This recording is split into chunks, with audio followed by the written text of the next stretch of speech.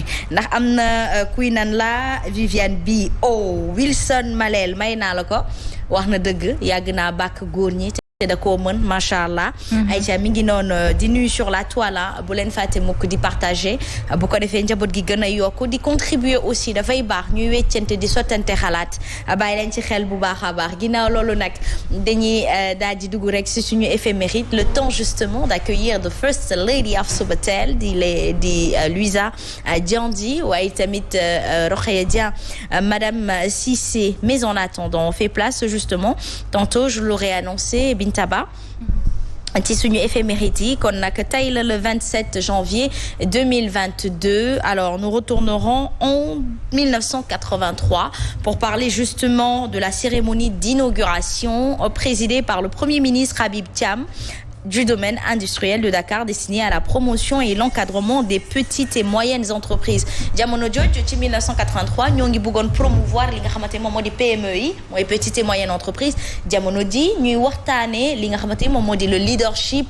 l'entrepreneuriat et c'est toujours dans cette mouvance de PME au fait. mi ngi noonu Asma c'est toujours d'actualité Habib ñu koy fàttaliku moom itam joué woon fi rôle bu am solo ci Sénégal bokk na ci homme politique yi nga xamante ne ils ont marqué l'histoire de ce pays tey jii am na solo comme ni nga ko waxee gis nañ ko PME yi ni ñu souffrir ci mbas mi ñu ci bëri sax dañ fa jaaree encore une fois baisser rideau ba sax tëj seen ay bunt donc baax na entreprise moom Asma buñ ko tuddee rek dafay interpeller ñëpp surtout comme ni ko xale yi di waxee fi réew mi toll ñëpp bëgg nañ liggéey donc war nañ ci gën a nag xool gën koo defaraat parce que nag bu ñu fàttee ni Sénégal li fi tëj ci ay entreprise du jeex du xaaj te am na ay domaines wala ay secteurs yoo xamante ne Asma entreprise yi mën nañ ko ibbiwaat lu ci jëm ci textile lu ci jëm ci leneen ak leneen bu ko defee xale yi mën fa liggéey réew mi suqali ko Asma. Justement c'est très important man je pense que c'est même une suite logique de PME ndax bu fekkee ni ñoom promouvoir nañu petites et moyennes entreprises ils auraient compris que justement le secteur informel était à formaliser pour permettre à cette jeunesse d'aller de l'avant de s'auto-booster et de suqali réew mi ci wàllum koom-koom Baye Assane Seck non dira pas le contraire en tout cas il sera sur le plateau moom damay profiter nuyu première dame di Louisa Diandi j'arrive plus à dire Louisa Diandi je sais pas si tu as remarqué Lady Diandi lay bëgg wax à chaque fois je sais pas si tu me le permets mais en tout cas bonjour. Mais ce sera avec plaisir et c'est avec plaisir c'est l'honneur et ça ne se refuse pas. Machallah. maa ngi lay nuyu Asma di nuyu ñuy seetaan di nuyu Bintaba tu es divinement bien habillée. Machallah. di nuyu suñu invité yi ak ñi nga xamante ne ñooy toog tous les jours di yeewu di ñu seetaan. Très bien en tout cas Baye Assane Seck ñoo ngi lay ziar bu baax a baax noo def. bismillahi rahmaani rahim bismillahi rahmaani rahim bismillahi rahmaani rahim asalaamualeykum wa rahmatullah taala wa barakaatu. waaleykum salaam alors ginnaaw loolu ñu toll ci éphéméride doon waxtaanee PME. petite et moyenne entreprise en 1983 benn cérémonie la bu ñu ab ndaje bi kii di Habib Thiam nekkoon premier ministre au temps de kii di Léopold Sédar Senghor daal di demoon ci ndaje boobu présider ko ngir rek ñaax entreprise yi dooleel petite et moyenne entreprise yi ba tey jii nii ci nguuru président Macky Sall ñuy waxtaanee entrepreneuriat leadership et entre autres. loolu ban année la. 1983. c'est sous Abdou Diouf. président Abdou Diouf c'est sous Abdou Diouf. D'accord président Abdou Diouf. Senghor kañ ba kañ la woon. 1960 ba 80. ba 80 très bien. 80 très bien. élection 83 yooyu amoon ca élection 83 la élection yi am. fekk Abdou Diouf remplacé woon Senghor après ñëw mais est-ce que xam ngeen ni rencontre boobu ngeen di wax noonu. yaa ngi wax ba ci président Macky Sall mu ngi am lu tax depuis boobu muy am ba tey ba fi ñu toll nii tey amuñ ci résultats yi ñu soxla. mais est-ce que c'est pas une chute logique de PME parce qu'aujourd'hui ñoom bu fekkee ni amal nañ daje boobu ils ont dépassé cet auto-boost des petites et moyennes entreprises qui sont aussi indépendantes aujourd'hui pour parler maintenant du secteur informel à formaliser d'où l'entrepreneuriat est-ce que du loolu tamit est-ce que amul avancé moo tax ñu toll ci nii. il y a une avancée naturelle maanaam adduna bi dafa dox donc am na loo xam ne naturellement dañ la koy imposer mënoo ci dara. ca fooba la maa waxee. fooba moo la. entreprise yu bari judd nañ fi ci diggante bi tëj. aussi. lu tax ñu tëj. lan moo tax ñu tëj. parce que dañ leen dooleelu dañ leen jàppalewul dañ leen teg ay conditions yu diis. yu jafe. tubaab moom bu ñëwee fii moom dañ koy exonéré ko daal ne ko daal mën nga gérer da nga indi xaalis da ngay investir am sénégalais bu mel ni Pa Assane moom da ciy am commission. commission baay tax mu sacrifier dëkk bi sacrifier askan te ñu bëri ci ñoom la ñu amee alal. nekk ci dëkk bi ñooñu nag ndeysaan yàlla da leen nattoo loolu amaana man bu ma nekkoon seen position lu raw loolu laay def ci lu bon amaana mais une chose est certaine la fi newoon ba rencontre boobu amoon ci idée bi baax na mooy forme bi mais ca fond ba bañ ca jógee ci application ba man dafa mel ni ñu réunion fi ba pare rek Pa Assane wax dara ba pare réunion te du ko respecté noonu rek la tëdd. Aïcha mi ngi doon ginnaaw loolu nag ñu daal di àddu rek ci atum 2012 fàttali ba tey élection présidentielle moom la ñuy waxtaanee sous le régime de Abdoulaye Wade boobu moom fekkee naa ko. fekkee nga ko yow. fekkee nga Abdou Diouf. fekkee woo Abdou Diouf fekkee woo ko de fekkee woo Binta fekkee woo Abdou Diouf de. mais Abdou Diouf tamit yàggul. Abdou Diouf élection Abdou Diouf. Abdou Diouf est-ce que fekkee nga. bañ koy daaneel waaw bi ko président Abdoulaye Wade di daaneel di indi. moom 83 bi ñuy waxtaanee. waaw 83 mu fekk ñëwaguñu. yàlla ñu doon programme macha allah yàlla man Aïcha ñu waxtaanee en 2012 qui dit Fodé Ndiaye qui fut un jeune auxiliaire de police qui est tué malheureusement à Dakar lors des manifestations contre une troisième autant pour moi candidature du président Abdoulaye Wade organisée par le mouvement citoyen M23. Baye Assane, moi je pense que c'est à chaque fois qu'on perd un Sénégalais pour lii di suñu àq ak suñu yelleef wala suñu constitution yaakaar naa ni moom nguur gi état bi ci boppam moo war a njëkk a rus daal di jéggaluwaat askan wi ndaxte nekku fi pour faat waaye nag wala indi problème waaye li mu fi nekk mooy ngir rek gunge ndaw ñi ngir ñu yegg ci li nga xamante ni moom moo di l'émergence tant attendue. benn affaire daal xam naa ko te am naa ci njort ñu ngi maa wax ne ma président Macky Sall mu ngi waajal premier ministre bi. loolu info la mais loolu dootul info moom loolu on l'attendait. non dafa am kuñ ma wax sax koo xam ni yii. kan lay jël Aliou Ngouille Ndiaye wala Amadou Ba. nguy ngan. ah. oh. wala tey maa tey. déedéet waaw wax ñu rek junju la rek. ñu xool ba xam bàyyi leen ma tey wóorul. kii de ba dee moom la. ah. yow boo defee nii rek réew mi tàkk na Aïcha. Aïcha. président baal ma de. Aïcha. gaa yi gaaw rek ñi ko wër la de ñi la wër de ñoo may jox wuy ma laaj bi lan laati woon. waaw lan laati woon.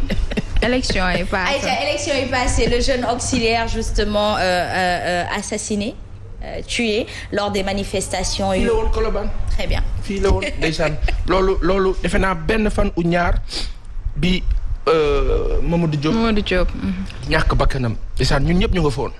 wax dëgg yàlla ñu nga foon yàlla ko yàlla yërëm te xare ko àjjana gën a kawe. jéggal ko ay bàkkaar dafa doon def liggéeyam kese.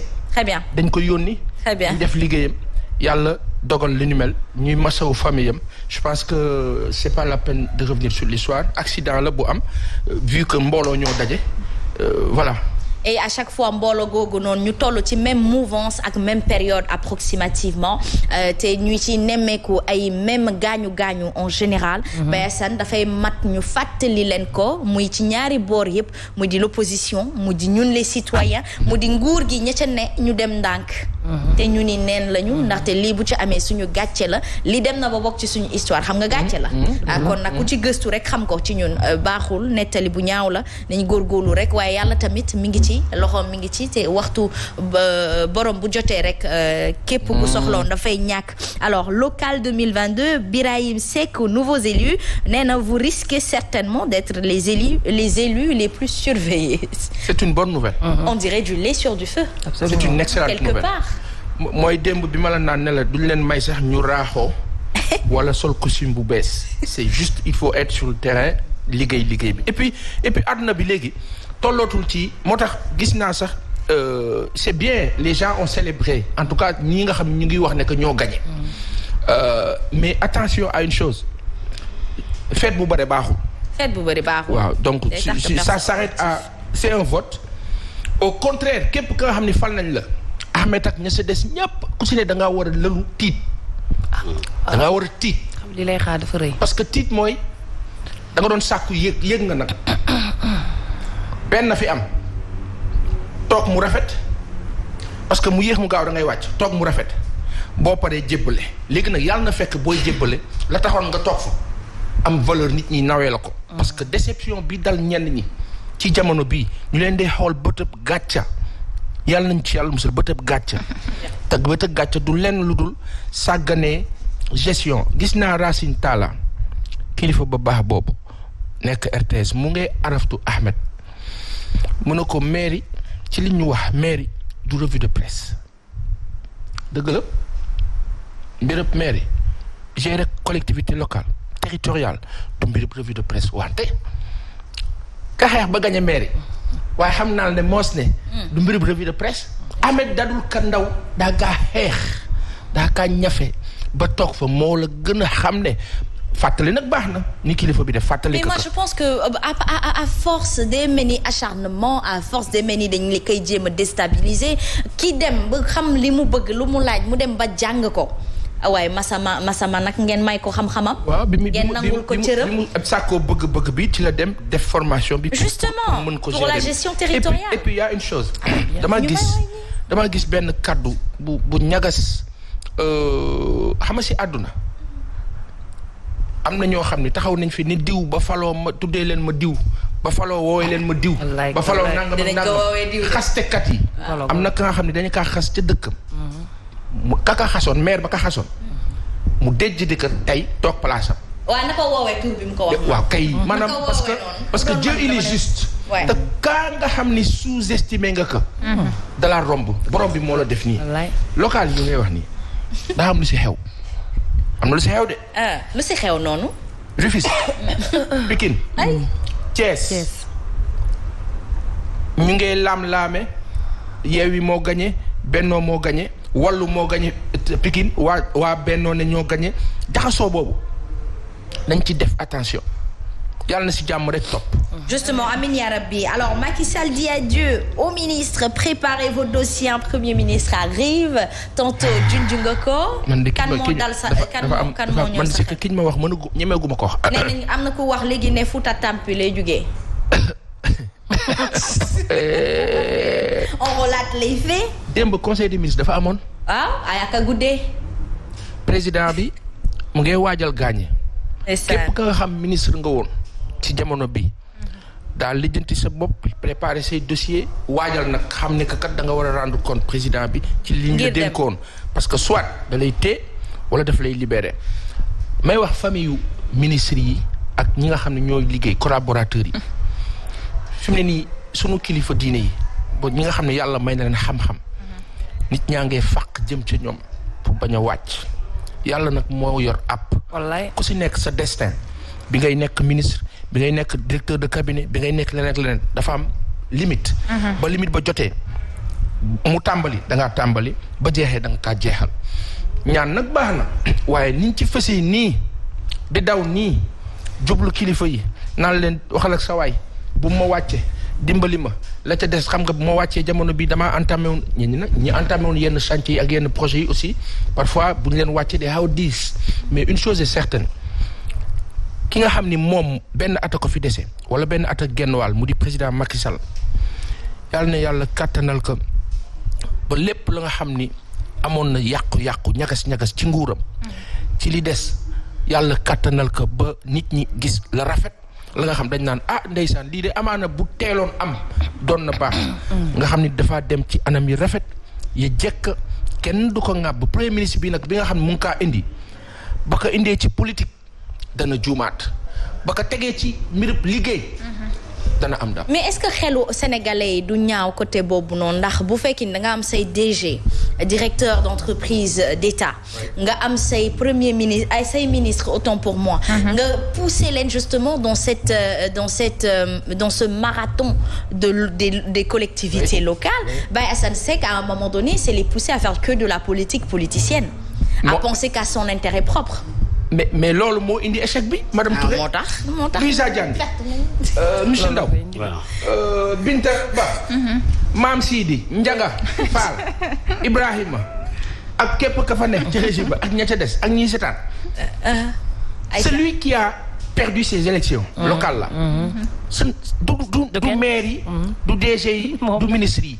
c'est le président Macky Sall qui a joué et mal joué et qui a perdu. loolu moo la dëgg. parce que baa jëlee ay nit teg leen ci compétence ñoom dana liggéey rek mais l'erreur monumentale. mooy falu jël képp ka nga xam ne ànd ci administration bi nekk maanaam képp ka seq ak président Macky Sall non da nga war a dem lijjantil ko nit ñi waaye nit ñi kañ ngeen leen di lijjanti ak kañ ngeen di liggéey. mais nag nañu xam ne nii la jeunesse et la population sénégalaise est très consciente et très réveillée en ce moment. Pour revenir sur un peu Yewwi je crois que Yewwi ñoom dañoo ñëw en tant que des guerriers. Oui. d'antan. Oui. guerrier nag musuma gis fu mu nelawee musuma gis fu mu taxawee musuma gis fu mu yaafuse musuma gis fu mu yaradalee kon nag et puis ay ndaw la gën a constitué il n'y a que de jeunes en grande partie et cette jeunesse c'est ça l'émergence justement d'un pays et que je ne crois pas que Pa Assane Seck ñoom jeunesse boobu ndaw yooyu noonu nga xam ne ay Louisa Diagne ci la ñu bokk ñëpp a ngi dem à un moment donné ils vont pas se coucher et se dire ben on est yow loolu yëpp pas la mais dafa am madame Touré dafa am liggéey baa ngi doog commencé.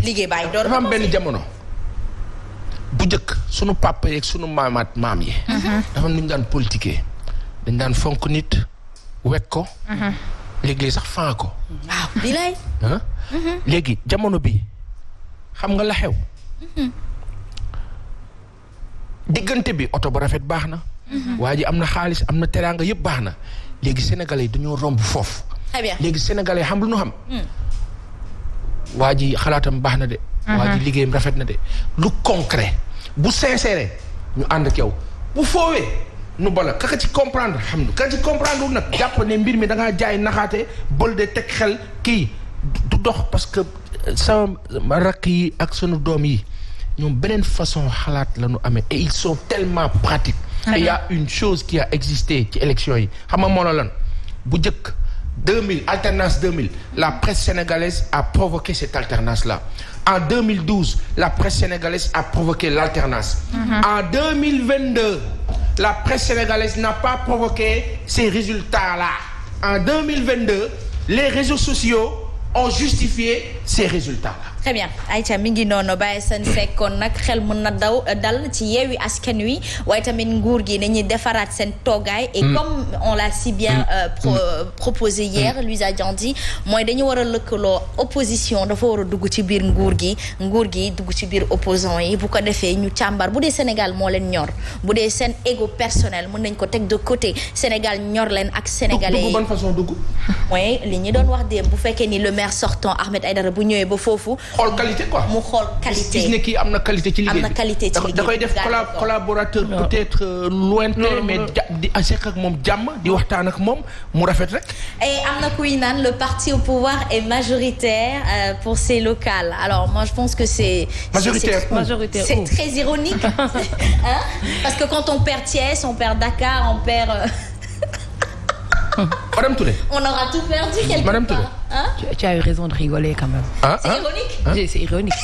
Madame Touré. Heureusement que tu as rigolé. Madame Touré. Non. ci benn seconde. Yéen. Le plus grand budget. ci commune yi. Dakar la. Vous l'avez perdu. Ziguinchor. Vous l'avez perdu. Thiès. Vous l'avez perdu.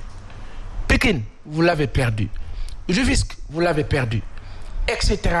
Maintenant acte 3 décentralisation bi nga xam ne da ngeen ko doon xeexee ka ñoo wax Khalifa Ababacar Sall tax ngeen tekk pour yokk division bi. division boobu nga xam ni quand même à titre de rappel et d'honnêteté intellectuelle. mu ngi tàmbale en 1996 ca acte 2 décentralisation nga xam ni que parti socialiste dañ doon xeex Abdoulaye Wade ak ñamu àndal ñu tasaat mbir mi. def 19 communes à Dakar loolu quand même rappel honnête la teg ci ne. acte 3 bii ngeen ñëwee xeexee Khalifa Ababacar Sall jur ngeen fekk ab communauté rurale boo xam ne amul budget amul dara ngeen def ko commune waaw léegi ba ngeen jëlee communes yooyu yëpp nag ne yéen a ko gagné. gàddu leen dëgg bi moo la ñàkk ngeen dangeen kaa nangu nag parce que nag mbir mi nag mu ngi dem fa nga xam ni baaxut de jamono bii li ñuy bëgg a provoquer doxul ñàkk ngeen punto final. justement mi ngi noonu nañu bàyyi aussi résultats yi ñuy yéex a génnee nañ ko teel a génnee lépp leer ci nopp askan wi parce que c'est une forme de violence interne et pacifique qu'ils sont en train de nous faire pour que derrière repasser encore dire que justement nguur gi moo gagné majorité bi ak yooyu ba askan bi nar a génnaat ci tali bi bañ leen loolu ayca mi ngi noonu bàyyi seen sekk monsieur Ndaw mi ñu fi toogal mi ngi toogal par association parents d'élèves yi waaye tamit li sabab toogaayam bi fii mooy grève bi ñu déggoon démb nga daal di ñu ko junju gune yi ak seen ay professeurs di jàmmarloo ba waaye takk der yi di leen atte lan moo xew pourquoi il y a autant de grèves dans l'éducation? Voilà, merci beaucoup Asma maa ngi nuyu Baye Assane ci kàddu yu rafet yi mu fi jotali def bala may dugg ci laaj bi tontu damay def tuuti rappel rek par rapport aux différentes interventions yi fi am. Président Senghor 1980 la démissionné à la faveur de l'article 35 premier ministre am moo waroon a falu mooy Abdou Diouf donc amuloon élection donc Abdou Diouf moo dirigé Sénégal de 1980 à 2000 Abdoulaye Wade pour la première fois ñu am alternance di wax également que ni élection locale yi ñu génne war na ci tirer ay njàngat yu baree bari ndax dañoo sas buñ la falee askan bi wàccoon ak yow li ci des ci yow la yaa xam da ngay jubal wala jubaloo boo jubalee xayrul moo ñu gënal bu fekkee jubaloo nag waratuñ sax xaar mandat yi jeex dañu war a def mécanisme yoo xam ne population mu waruñu leen jël en otage ñu continuer di souffrir pendant 5 ans 7 ans donc boo jubalul ba ñu wóor nañu jubaloo tas nga yaakaaru nit ñi vraiment ñu jël ay mécanisme pour que au moins ñu nga libérer le plancher ci conseil bi ñu ut keneen ku ñu fa teg alors maa ngi gërëm di sant vraiment ci opportunité bi ngeen ma may pour que ñu àddu encore une fois ci mbiru éducation nationale du benn yoon du ren du daaw jéeg il y a presque une vingtaine d'années boo ko seetloo dañuy wax sauvons l'année scolaire te sauvons l'année scolaire bi yëpp mooy école publique sénégalaise dañuy wax parce que privé bi ñu ngi jàng te boo ko seetloo xaw peut-être yéen vous les plus jeunes mais ñun la génération de 60 à 80 ñu ci bari école publique lañ jaar bu njëkk vraiment c'était la référence da nga daan def examen échoué ñu ne la dañ lay accorder une seconde chance nga raser les murs ñu fayal la école privée mais maintenant c'est le contraire ku am tuuti rek même boo ko mënul da ngay yóbbu sa doom école privée pourtant les meilleurs enseignants sont dans le public pourtant l'école publique sénégalaise produit d'excellents résultats le président Macky Sall école publique la jaar diggante bi lu xew waaw ana lu xew ci diggante bi lu xew diggante bi li xew bari na ba nga xamante ni syndicats yi bari yokku nañu enseignants yi yokku nañu infrastructure yi doyul élèves yi yokku nañu recrutement yi ñu doon faral di def ay aile de dinde vers les années 83 avec le président Djiboka nga xam ne dañ lay jël rek dugal la ci système bi amoo benn formation le système des volontaires dañ lay jël dugal la ci système bi amoo benn formation de base alors que la pédagogie est un art n'est pas enseignant qui veut da ngay jàng ni ñuy jàngalee ba pare doog a dem jàngale ji. Est-ce que c'est pas le problème du secteur public loo est-ce que du loolu la ragal loo parents d'élèves yi ba tax ne ñoom ñu gën a wóolu privé bi ndax encadrement kuy fay sa xaalis di nga mën a casse droit mais école publique en général peut-être que non. bokk na ci mais léegi sax loolu tendance boobu malformation boobu ñu ngi koy inverser parce que le CREM le concours de recrutement des élèves maîtres c'est l'un des meilleurs concours actuellement au Sénégal. Parce que c'est très très sélectif. léegi bu ñu fa bàyyee bu ñu fi toogee tuuti rek fi léegi une dizaine d'années on aura les meilleurs enseignants. Parce qu'ils sont bien formés ils sont bien recrutés.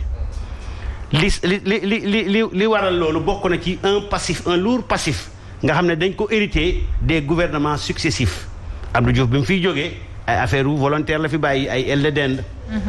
président Ablaye Wade bi mu ñëwee am na amélioration yu bari yoo xamante ni porté na ko ci système éducatif bi yokk payoor yi yokk infrastructure yi mais ba léegi dafa des maintenant le président Macky Sall bi mu ñëwee également am na lum jéego yum jot a seqi mais lu baree bari dafa des donc li enseignants yi di ñaxtu ay revendications yoo xam ne 2014 2018 ba fi mu nekk nii le 7 janvier bii passé gouvernement bi ak syndicats yi dañuy def chaque fois monitoring maanaam évaluation ci le point yi nga xamante ni jot nañ ko ñaxtu lu ci jot a jéego yi ci gouvernement bi jot a def ak loo xamante ni vraiment defagu ko mais gouvernement bi bi mu exposé syndicats yi également wax ñun société civile yi ña fa nekkoon yàlla def na man bokkoon naa ci toogal société civile ba ñu xoolee gis nañ ne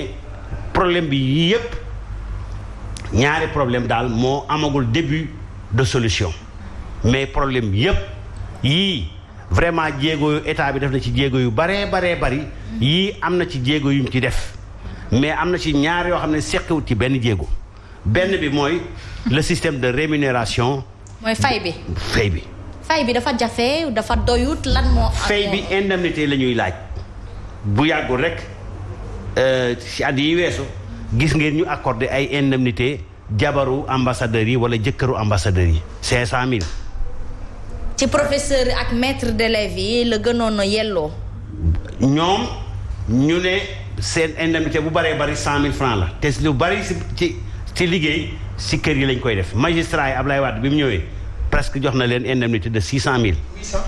800 000 donc ñoom bi ñu dajee sax ak président Macky Sall avec le premier ministre Boun Abdallah Dionne vous vous rappelez audience bi nga xamante ne accordé nañ ko avec sous l'entremise de la première dame. Le président Macky Sall a avoué en personne que moom vraiment xameewu ko nit affaire bi dëggal lañ wax parce que mënoo yem ak nit ki grade hiérarchie A bac plus 6 bac plus 7 ñoom ñu koy jox indemnité 200 000 300 000 400 000 yow sa indemnité sax temps yi la am jot 100 000 le président a nen di nekk warta nekk mu demandé que benn audit jox ko benn cabinet boo xam ne moo ko jël cabinet bi produire ay résultats ñu partager résultats yi. ñu ne danañ ci jéem a def saafara. mais saafara boobu ba léegi amut jéego ñun nag dañoo demandé woon lancer un appel au président Macky Sall pour que parce que moom kese moom habilité à régler cette question parce que c'est une question à incidence financière. D'accord, mais est-ce que ça en vaut la peine de stagner l'éducation nationale ou l'éducation de ses enfants? Parce que y a un contre-revers, c'est-à-dire ki ngeen di xeexal déggogu leen pour man mënoon ngeen def seen ay manifestations bañ a def grève parce que grève bi dafay gën a tardel wàllum jàng bi ak jàngale gi ci l'école publique bi xale yi dañuy gën a tayal. Madame Touré da nga maa laaj. lu war a lii. waxaguma ndax lii jar na ko wala jarut ko. li waral lii laa doon expliquer. pour que nul n'en ignore parce que yéen seen TV dafa am ay auditeurs ak auditrices. à travers le monde. te buñ gisee image yi yiy défilé. waaw dëgg la. bu ko defee da di télé da di temps rek. moo tax ñu koy tënkandoo di ko boolendoo. en définitive. ñun dañoo lancer un appel au président Macky Sall. pour que mu convoquer les syndicats pour que mu jël mu jéem a saafara mbir mi. beneen bi muy administration scolaire xam nga fi mu nekk nii proviseurs yi ak principaux yi. dañ leen ay jël affecté leen duñ am benn renforcement de capacité ñuy gérer xaalis di gérer personnel et cetera ñu ne il faut ñu tàggat leen pour loolu donc pour ñun.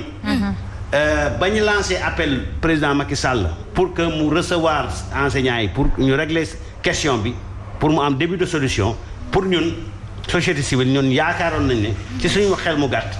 jaratu ko muy ñuy continuer plan d'action bi. yaakaaroon nañ ne contexte bi prêté wu ci ndax élection yi ñu jëm même gouvernement bu naroon a woote. ñu bari duñ fekkee te ñëpp dañu war a fekkee. donc nous lançons encore un appel aux syndicats d'enseignants à savoir raison garder. ñun xam nañ ne lii ñaari point yooyu yu am solo la. waaye nag yemul ak suñuy njàng doom ñu yàq ko. parce que xale yi dañoo am droit à l'éducation. Il est vrai que c'est l'État qui garantit l'éducation. C'est l'État qui recrute les enseignants mais ñoom ay pères de famille lay ay républicains lay mais nañu ñaan vraiment ñu teg affaire bi ci suuf may au moins l'État le temps que ñu convoquer trouver des solutions ñoom am nañ solution bu ñu leen wooyee certainement danañ proposer solution yi donc li am démb nag ñu ngi koy ñaawlu. bu baax. parce que xale yi ñu war a jàngaluñ leen gisuñ ku leen jàngal ñu war a def ay évaluation ñenn yi sax def nañ évaluation mais kenn corrigé gu leen seen devoir ñu war a def période de composition lañ nekk ñuy def composition ñu war a def composition seen moroomu privé yi di def composition ñoom gisuñ ku leen jàngal ñu génn di ñaxtu loolu ñu di leen boom loolu vraiment ñaawlu nañ ko te ànduñu ci benn yoon. Justement. On déplore avec la plus grande énergie vraiment l'attitude vraiment des forces de l'ordre ñaawlu nañ ko. Baye Assane Seck ñiy jàngale ci public bi pour introduire ñoom la plupart du temps ñooy dem joxe cours aussi ci privé bi kon nag xam nañu importance su l'école ca xale te nag on est à 70% d'analphabètes quand même ci suñu réew est-ce qu'il ne serait pas temps aussi ñoom ñu changer mode de guerre. Bon option lay doon ak peut-être jéem ut pexe mais y a quelque chose boo xam ni ci sama gis-gisa bopp dama gis li tax sénégalais yi mer sanctionné nguur bi lii rek la yaa ngi wax accord ñaar 2012 président Macky Sall dafa falu enseignants yi xam lu ñu décidé. ñu ne président bi mu ngi door a ñëw lépp lu ñu doon def nañ ko teg ci suuf ba mu toog ba installé wu xool situation bi ñooñu gore nañu. waay Sénégal nag madame Touré Binta Ba Louisa Diandi monsieur Ndaw Sénégal nag nañu waxante dëgg nag te yàlla tax yaa ngee door a falu ma bàyyi lépp lu ma doon def toog déglu la ñu may la ñaari at 2014 dégg na la wax bi 2014 ñu d'accord signé nga ñàkk ko respecté ba 2018 4 ans encore muy 6 années nga jub ay élections toog ak ñun d'accord ñu ne ok nga génn ci loolu ba 2022 et vous avez le culot extrême de combattre des enfants nii parce que simplement dañuy génn casse seen droit yéen bés ba nit ñi génnee dëgg du ngeen ko tal il faut que ñu wax dëgg bi moo la nguurub Sénégal président Macky Sall bi ngay wax président Abdoulaye Wade toog na fi def proposition jëmale ko ci enseignants yi il était premier ministre le président Macky Sall n'était pas d'avis d'accordul ak président Abdoulaye Wade mu fexe ba président Abdoulaye Wade génn si loolu tey il est président de la République loolu ngay wax naan mu naan xamul woon président Macky Sall la fi xew 2000 ba tey ci ay loxoom la jaar budul ministre de l'intérieur di ministre de l'énergie budul ministre des mines di ministre de l'industrie budul loolu di président assemblée di PM c'est le plus informé dans ce qui se passe question de volonté la ab xol nag moo la décidé. mais nag tey jii nii bu fekkee ni ki nga ko séqal xolam yaatuwul ba mu mën cee xajal ñëpp te loolu nag pour man. bokkul ci qualité. Mais c'est une forme de pression. C'est une forme de pression certes mais pensons à ces enfants qui n'ont absolument rien demandé certes état bi moo war a mettre les jalons pour qu'on y arrive mais si aujourd'hui ces jalons-là ne sont pas mis par le côté d'en haut Bintaba est-ce que ça en vaut la peine de sacrifier l'éducation de toute une nation parce que comme ni ñu koy waxee am na ñuy laaj ba xam ndax sax professeur public yi est-ce que sax ñoom seen doom yi ñoo ngi jàng ci public et quelque part aussi c'est redonner de la valeur à l'école à l'institution privée et ce qui fait que demain parent bu d'élève bu nekk même bu ko amul day naan xaar ma dem privé sama doom jàngam du yàqu est-ce que ce n'est pas une guerre contre eux-mêmes justement. mi ngi noonu Asma citation yu bëri ci ay penseurs yu bëri dañ ko accès ci éducation pour rek wan la importance bi nga xamante ne am na ko ci dëkk encore une fois jeunesse bi bu ñu leen jàngalul parce que nag njàng mi bu ñu retourné ci 10 dernières années yi nga xamante ne moom la ñu passé taf yëngal lay doon grève ba dernièrement ñu trouver accord taf yëngalaat ñu dem donc tey ji élèves yu bëri da nga leen di jël man ak samay morom amuñu niveau mu nekk lu doy waar loo xamante ne bu njëkkaan suñu yaay yi dañuy nekk CM2 mais buñ la làkkalee français dafay mel ni ko am bac+5 donc war nañ toogaat xool état bi tamit bu signé ay accord ba pare na fexe respecté ko waaye enseignants yi tamit ñu ngi leen di woo ci souvent xëy na sax ñu am asma comme ni mu ko waxee xool xale yi xool seen avenir wax dëgg yàlla jàppale leen ci contexte biñ nekk nag ñu ngi doog a pare ci élection je pense que mënoon nañu gën a yolomal sama xalaat laa joxe mënoon nañu gën a yolomal mbir mi en attendant président xëy na teg PM ñu mën a coordonner mën a waxtaan ak ñoom mais daal li ciy pexe mooy fexe ba génn ci situation bi. damay ñëwaat ci yow Baye Assane Seck ndax doomu jàngalekat nga xam nga importance jàng ak jàngale ndaxte nag meilleur exemple mënuñu ko am ci plateau bi man li may bëgg wax rek mooy que jàngalekat da ngay gis ne ni même au-delà même de son habit de maître ou de professeur à la maison il reste professeur donc kooku bu demee bay grève peut-être que sës na rëkk mais balaa nag muy sës rëkk ba yegg foofu man j'aurais préféré peut-être ñu écourter les heures de cours il y a beaucoup de méthodes beaucoup plus pacifiques. ok yow yaa ngi ci forme yi quoi. waaw ci forme yi qui peuvent ne pas faire du mal aux enfants. Moi je pense plus à ces enfants là c'est les grands perdants justement. c'est louable da ngeen fàtte benn affaire yéen da ngeen fàtte benn affaire ñu wax ci xel mais jàngalekat yii di grève ni ñoom amuñu lu ñu fayalee seen doom yi privé. ci public bi. leurs enfants sont dans ces écoles. léegi la question c'est de savoir kooku kon est-ce que nekkul di sacrifier njabootu boppam. question la. celui qui sacrifie ses enfants s'appelle l'état actuel du Sénégal c'est-à-dire que daa am la nga xam ni bëgg gis nga mais Madame Touré. 1 milliard d'euros vous savez c'est combien? c'est 1000 milliards. vous le mettez sur 36 kilomètres.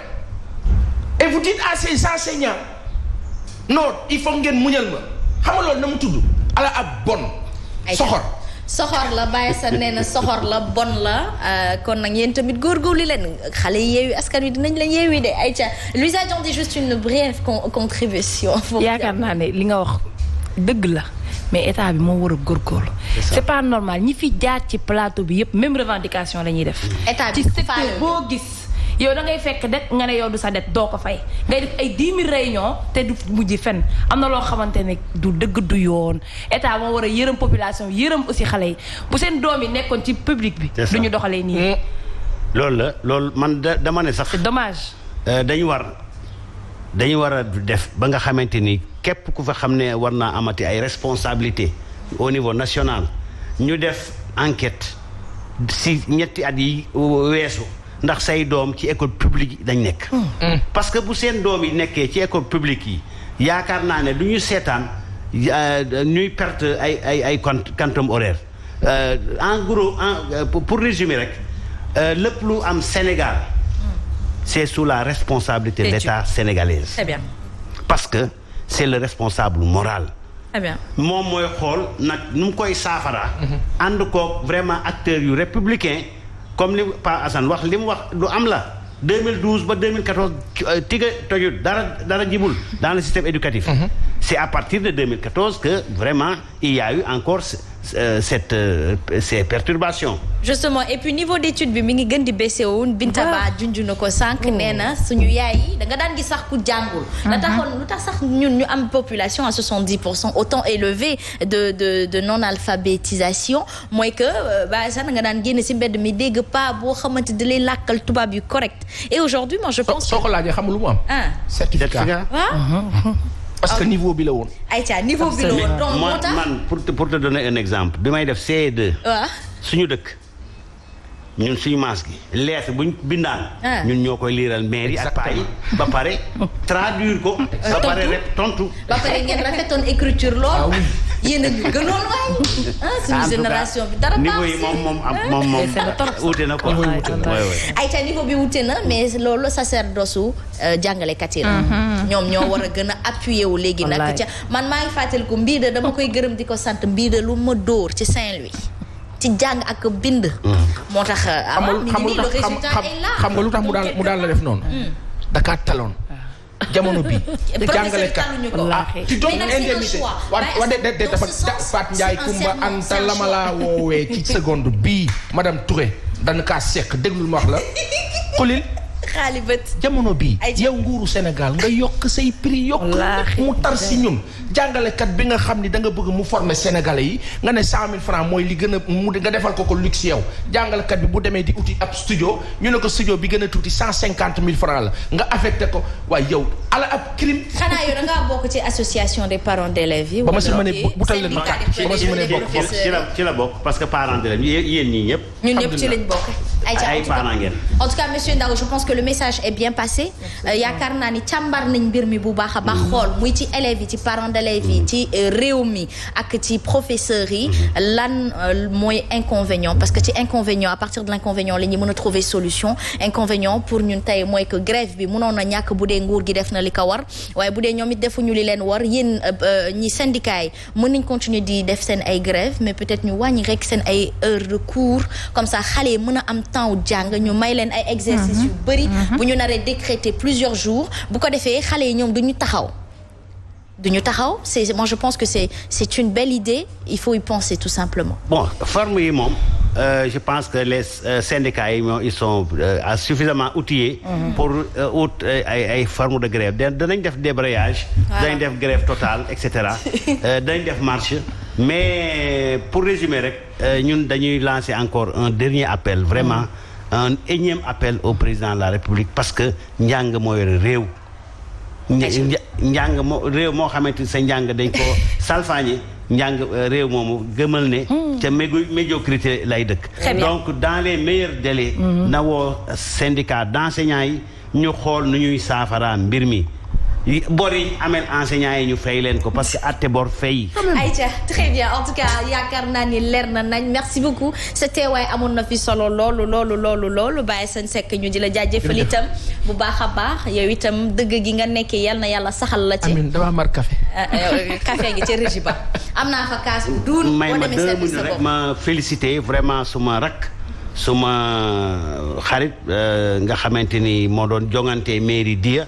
muy Tamsir Gueye moom moo gañ yàlla na ko jig vraiment ak Cheikh Gueye également moom il a été reconduit à la mairie de Derklé moom itam suñu mbokku taalibe la suñu xarit la enseignant la professeur la donc ñu ngi koy ñaanal également yéen bi gën a oyof un maire très pédagogue waaw et puis très simple très simple day taxaw ci carrefour yi des fois di réguler circulation c'est le seul qui le fait taxaw Carrefour rond-point Liberté di réguler circulation loolu maire bi loolu mooy maire nit ñu may waay ñu la day gagné ko ñun dem dëkk jag di dund vie de luxe ci kaw askan gi ñoo bañ lool am na ku may naan pourquoi vous vous réjouissez autant je me réjouis de la liberté de la citoyenneté sénégalaise je ne me réjouis d'aucun parti je suis apolitique voilà mi ngi noonu Aïcha mi ngi noonu paasan ak gan gi dañ leen di yeewi ci jàmm ak salaam daal di dugg nag ci Bintaba fas yéene waxtaane économie réew mi nag mbaa foofu rek taga tembewul Bintaba bu ko defee moom dinañ ko càmbaral léegi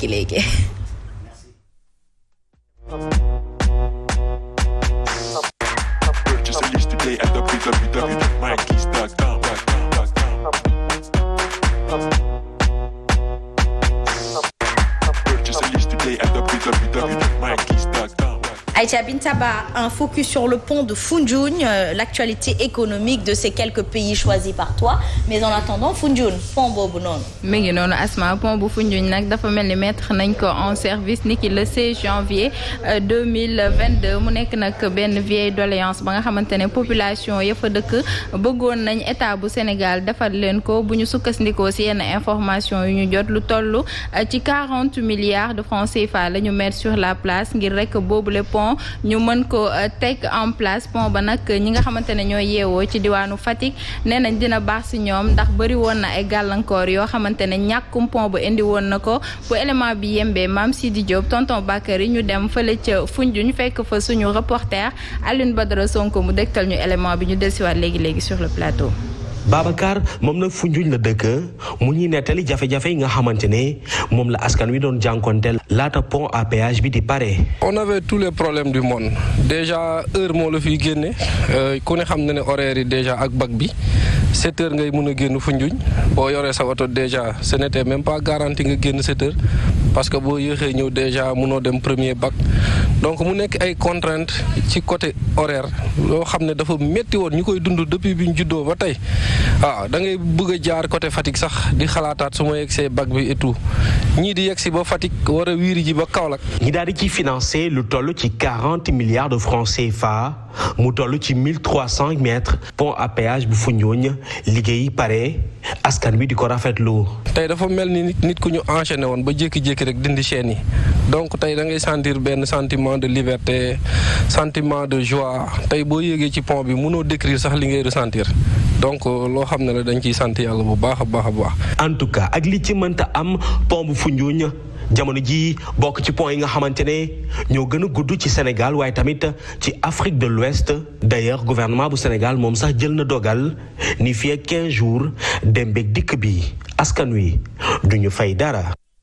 Aïcha mi ngi noonu loolu c'est une bonne nouvelle askan gi du fay dara.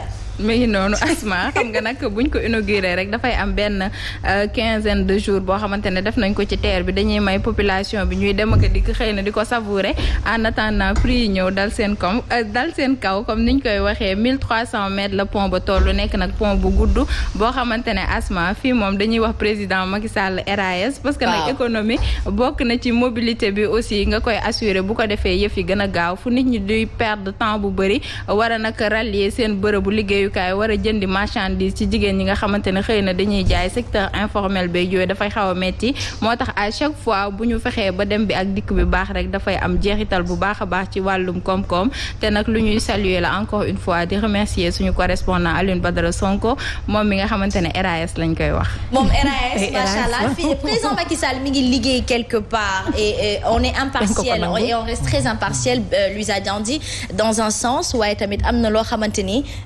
président bu ko deful rek dañ koy càmbaraat wax ko Aïcha suñu papa ji mi ngi laajte benn feuille en attendant ñu introduire madame Cissé Rokhaya Dieng daal di ko nuyu bu baax a baax démb jujoon na fi gan gi doon waxtaane ne ñàkk sutura gi nit ñi ñàkk am ci seen bopp waaye tamit am ko ci seen ay mbokk ndaxte koo séqal rek ngay xamal te mbokk dugg na moo tax nga xamal ko ba tax ne nag dafay am solo madame Cissé bonjour.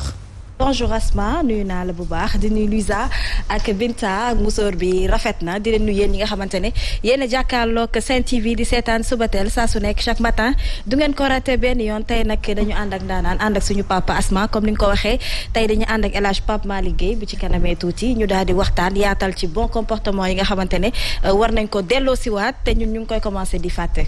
très bien Pape Guèye Ndioro la wala Guèye Massada. non foo ma dëgg rek baax na. acca bismillah. xam nga mais nit moom day fonk dëgg ay maamam. dëgg la. dëgg la bismillah.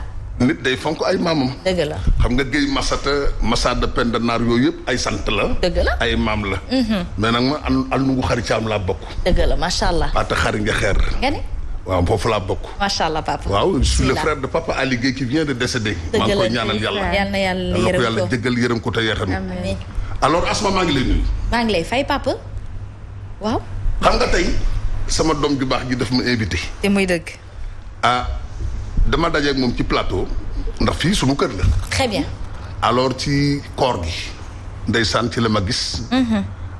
wax dëgg yàlla ñu def échange muy sama doom. dëgg la Rokhaya Dieng madame Cissé dafa baax. Rokhaya kan du moom. dëgg la macha allah. jëng saala wey ndi. waaw ku ko weddi dee. mais Asma yaa ngi toj dëkk bi. dëgg sañse yi ngay sañse yi. il faut ngay wax ak xale yi fan nga koy loxartee. parce que wax dëgg yàlla. xale yi war nañu ñëw nga leen di déy.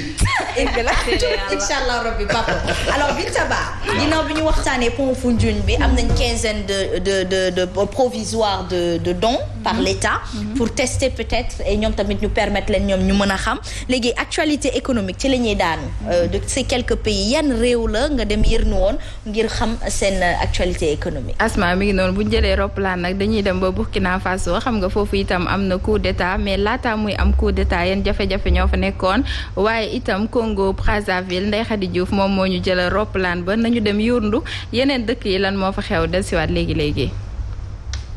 ca Congo Brazzaville dañoo nemmeeku ne njëgu dund gi dafay wéy di yokk yokku loolu nag di am njeexital ci ñi nga xamante ne ni ñooy askan wi ndugg ñi nga xamante ne ñooy way jëfandiku yi boobu ba léegi ñi ngi yëkkati seen ay jàmbat ñi nga xam nag ñoo di kilifa yi danoo jël lépp daal di koy gàll ci ndoddug productivité bi nga xam ne dafa wàññeeku ci réew ma waaye société civile bi la mu gis moo di ne ñi nga xamante ne ñooy kilifa yi yor réew mi amuñu politique bu baax bu dëgër ngir mën a gunge seen producteurs locaux yi lu toll ci 200 junniy ganaar daal dinañu dee ci diiru ayubés yu néew fële ca Burkina Faso li ko waral di grippe aviaire bi nga xamante ne mu nga fay defi jéeye souche bu H5N1 daal dina law ba ci juróom-ñett kon ci ay réew yu nekk ci Afrique soowu jant loolee indi ñàkk wér ci njanaaw yi te bu ñu moywul dina gën a suuxat secteur aviaire bi nga xamante ne dafa lompoñ ndax concurrence su ginaar yi nga xamante ne moom mooy jugee ca Amérique ak ca Europe ngir jàmmaarloo ak lu ni mel nag nguur gi ak producteurs yi boole nañ seeni doom.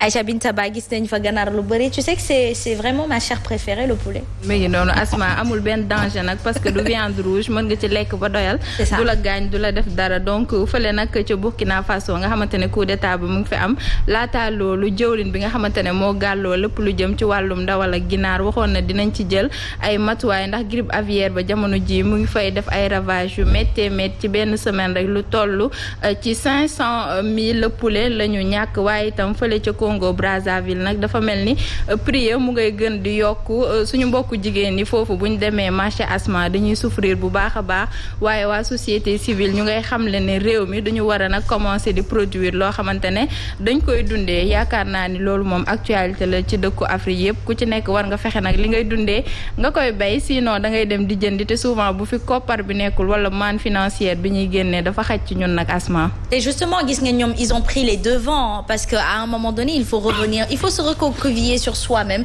Luisa Diandi ngir mën a xam sa bopp bay mën a judduwaat ci sa biir bopp. ba tax ne yow yaay mën a suqali sa bopp.